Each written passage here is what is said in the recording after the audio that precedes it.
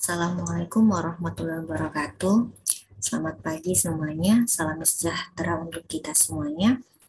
Yang terhormat Bapak Dr. Rian Arthur MPD selaku dosen pengampu mata kuliah Strategi Media dan Pembelajaran. Baik, izinkan saya memperkenalkan diri. Nama saya Indah Nurmelani Putri dengan NIM 1503621031.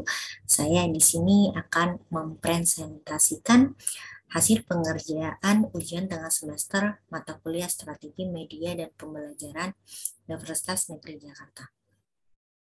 Baik, akan saya mulai.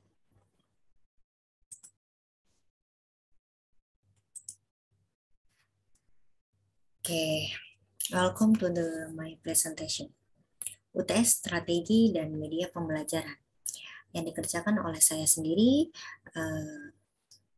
atas nama Indah Nurmelani Putri dengan NIM 1503621031 dari Prodi Pendidikan Teknik Bangunan Universitas Negeri Jakarta. Next. Di sini untuk ketentuan tugas ujian tengah semester itu sendiri. Yang pertama, tentukanlah satu kompetensi dasar di salah satu mata pelajaran di SMK ranah PTB atau Pendidikan Teknik Bangunan. Yang kedua, kemudian buatlah sebuah analisis isi atau konten dari mata pelajaran tersebut. Lalu yang ketiga, berdasarkan analisis isi tersebut, tentukan strategi atau model pembelajaran apa yang cocok. Mengapa dikatakan cocok? Lalu yang keempat, susunlah sintaks pembelajaran dari strategi atau model pembelajaran dan mata pelajaran yang telah Anda pilih. Lalu yang kelima, kemukakan alasan dan argumen Anda, disertai data dan fakta berdasarkan hasil riset. Yang terakhir, yang keenam, presentasikan secara individual dan unggah di channel Indonesia Student Corner atau ISC. Baik, untuk baganya sendiri saya buat seperti gambar samping. Yang pertama, kompetensi dasar, lalu kita menganalisis isi atau konten, lalu menyusun strategi atau model pembelajaran, kemudian menyusun juga sintaks pembelajaran, lalu kita buat alasan dan argumen mengapa ambil strategi atau model pembelajaran tersebut. Oke, next.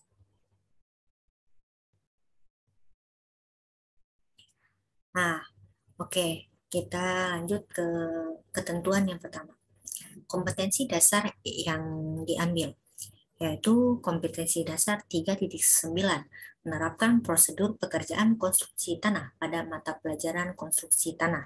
Tujuan pembelajaran mata pelajaran konstruksi tanah itu sendiri adalah diharapkan peserta didik dapat menjelaskan tahapan pelaksanaan pekerjaan konstruksi tanah. Oke.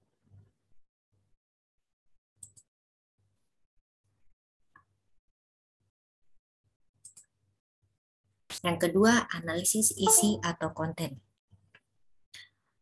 Pekerjaan konstruksi tanah ini bermuatan materi yang mencakup pekerjaan persiapan konstruksi tanah, pekerjaan bowplank, lalu pekerjaan pondasi. Aspek yang diberikan pada mata pelajaran ini dikhususkan pada aspek kognitif. Aspek kognitif yang ditekankan kepada peserta didik adalah peserta didik mampu menguasai klasifikasi jenis pekerjaan tanah seperti pekerjaan persiapan pekerjaan tanah, pekerjaan bowplank, dan pekerjaan pondasi.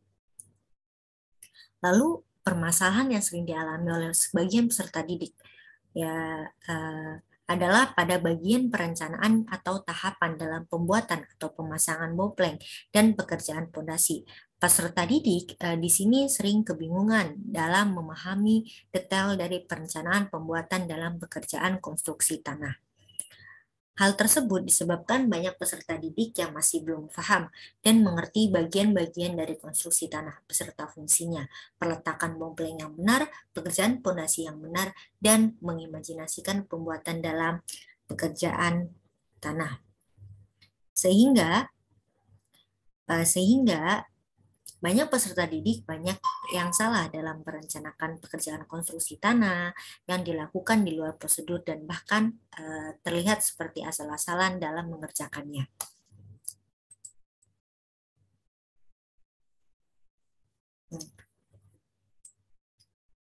Lanjut yang ketiga, strategi atau model pembelajaran. Di sini ada gambar di samping itu DVD SketchUp. Lalu untuk strategi pembelajaran, ya salah satunya ialah menggunakan media pembelajaran. Media pembelajaran merupakan alat komunikasi atau sebagai alat penyampai materi dan informasi dari pendidik kepada peserta didik dalam proses pembelajaran. Dengan adanya media pembelajaran, siswa akan mudah memahami konsep-konsep yang dijelaskan di dalam materi, sehingga dapat mempengaruhi aktivitas belajar siswa menjadi lebih baik.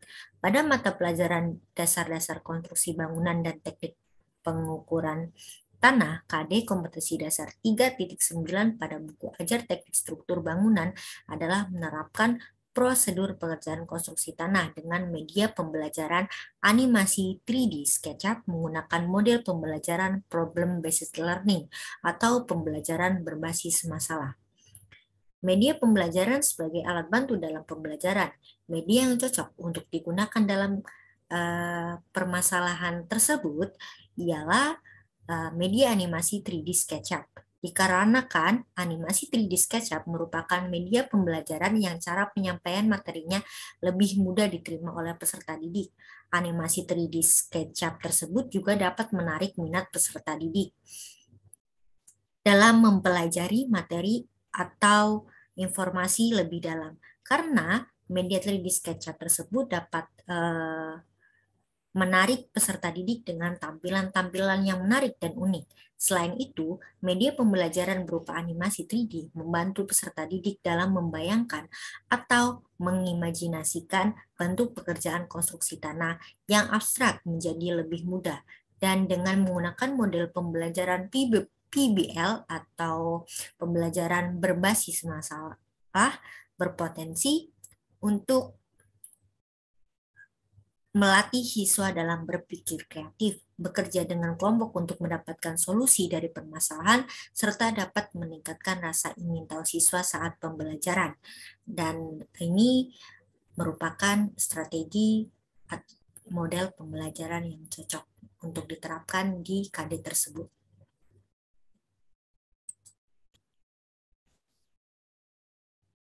Nah, di sini lanjut ke yang keempat, sintaks pembelajaran dari strategi atau model pembelajaran dan mata pelajaran. Berikut ini sintaks atau langkah-langkah pembelajaran berbasis masalah. Nah, di sini ada tabel terkait fase dan aktivitas guru. Yang pertama itu fase pertama itu mengorientasikan siswa pada masalah. Dengan caranya itu dengan menjelaskan tujuan pembelajaran yang akan dicapai dan guru memotivasi siswa terlibat aktif pada aktivitas pemecahan masalah yang dipilih. Lalu untuk fase kedua, mengorganisasikan siswa untuk belajar dengan guru membantu siswa mengorganisasi tugas belajar yang berhubungan dengan masalah yang dihadapi. Lalu untuk yang ke fase ketiga, membimbing penyelidikan individu maupun kelompok dengan cara mendorong siswa mengumpulkan informasi yang sesuai, melaksanakan eksperimen, dan siswa memilah-milah data dan informasi mana yang ia gunakan untuk memecahkan masalah baik secara individu maupun berkelompok. Lalu melakukan pemantauan atau memonitor strategi paling efektif untuk memecahkan masalah.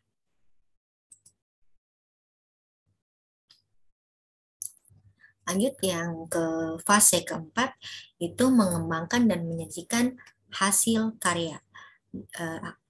Guru bisa dengan membantu siswa merencanakan dan menyiapkan karya yang sesuai seperti laporan, video, dan model, dan mendorong siswa agar lebih aktif mengemukakan pendapatnya. Lalu fase yang kelima, menganalisis dan mengevaluasi proses pemecahan masalah. Aktivitas gurunya berupa membantu siswa melakukan refleksi terhadap penyelidikan dan proses-proses yang digunakan selama berlangsungnya pemecahan masalah. dan membimbing siswa menganalisis dan mengevaluasi proses mereka sendiri, keterampilan, penyelidikan, serta intelektual yang mereka gunakan.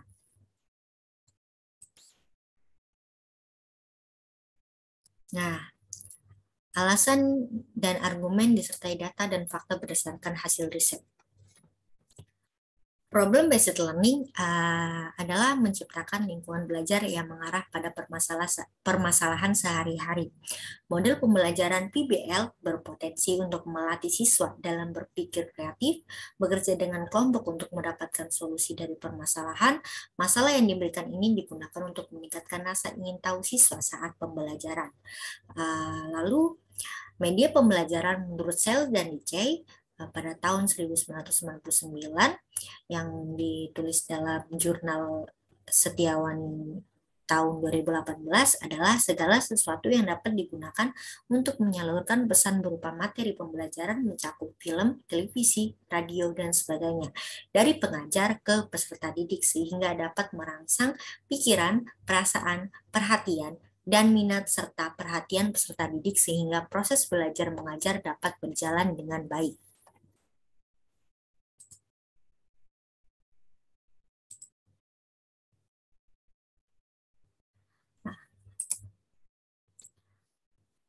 Lanjut, animasi menurut Vaughan dalam Elisa Meidawati menyebutkan bahwa animasi adalah usaha untuk membuat presentasi statis menjadi hidup. Animasi merupakan perubahan visual yang memberi kekuatan besar pada bidang multimedia maupun bidang lain yang membutuhkan. Penggambaran hidup suatu benda secara umum, animasi bisa didefinisikan sebagai suatu urutan gambar yang ditampilkan pada tenggang waktu timeline tertentu sehingga tercipta sebuah ilusi gambar bergerak. Pengertian animasi pada dasarnya adalah menggerakkan objek agar tampak lebih dinamis. Menuju ke pengertian SketchUp. SketchUp adalah program grafis 3D yang dikembangkan oleh Google dengan mengombinasikan seperangkat alat yang sederhana, tetapi sangat handal dalam desain grafis 3 dimensi.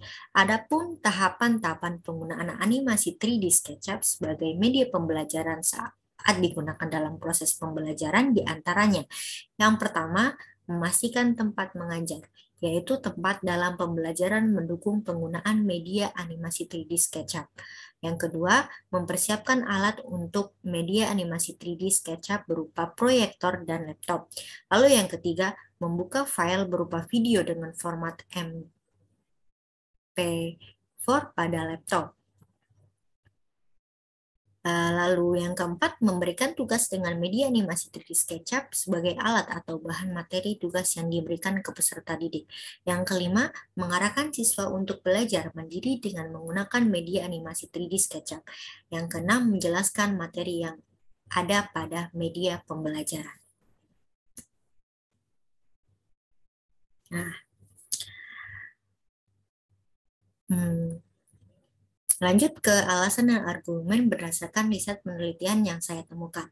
Penelitian mengenai hasil belajar siswa menggunakan media pembelajaran berdasarkan jurnal penelitian Setiawan pada tahun 2014 didapatkan hasil belajar siswa yang menggunakan media animasi lebih besar dari hasil belajar siswa yang menggunakan metode konvensional papan tulis. Dan dalam jurnal penelitian Yogi Nikman pada tahun 2019, hasil penelitian menunjukkan bahwa penerapan aplikasi SketchUp mampu meningkatkan aktivitas dan hasil belajar siswa. Dan berdasarkan penelitian Kede Ariyudasmara pada tahun 2015, media pembelajaran interaktif telah memenuhi syarat keefektifan karena telah berhasil mencapai nilai tes hasil belajar siswa yang mencapai rata-rata di atas KKM yang ditetapkan.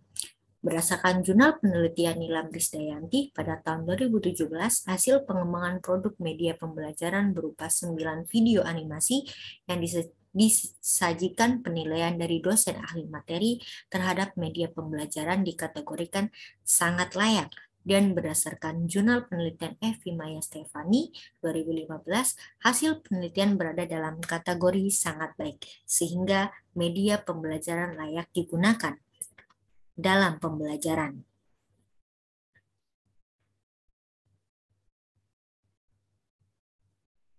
Nah, jadi berdasarkan kriteria secara umum, respon adanya media pembelajaran 3D SketchUp ini tergolong baik dan media pembelajaran ini layak digunakan dalam pembelajaran.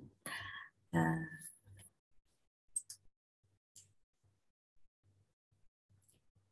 Baik, sekian dari saya. Kurang lebihnya mohon dimaafkan.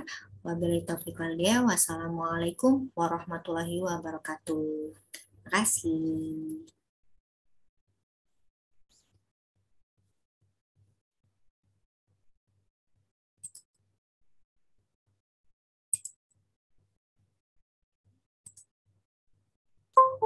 See you next time, guys.